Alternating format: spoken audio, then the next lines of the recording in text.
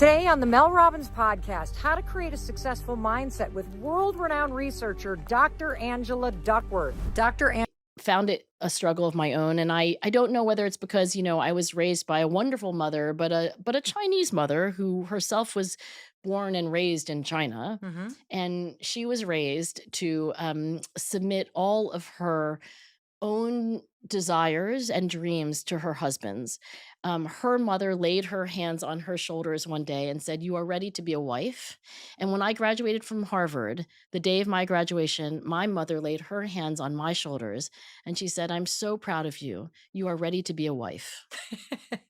So, what did I then progress to do? Well, by the way, I have a growth mindset and so does my mom. And that was now 33 years ago. And we have both grown a lot. Mm-hmm. I have developed into a woman who believes that if I do, but let me also give you permission to not take every problem in the world on your Fair. shoulders. And one of the things, I don't want to generalize to all women, but I will speak as a woman. I will just say as a confession that a lot of my life I did a lot of public service, right? So when I was in high school and especially in college, I mean, there was a point in college that I literally spent more hours doing public service than I was in the lecture hall or the lab because I was a neurobiology major. So many, many, many hours. And I will tell you that I think I had one thing very wrong. Hmm. I felt like the more tired you were, the better. The more ought and should drove your motivation, the better.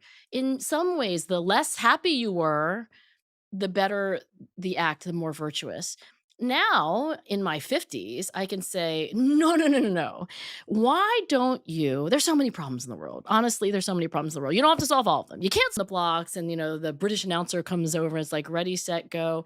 And what happens is all these people rush on to the track, her parents and the coaches and her teammates and her friends, and they're all shouting and cheering her on. And then they go through different sports, and the commercial, this parable really is like, no journey is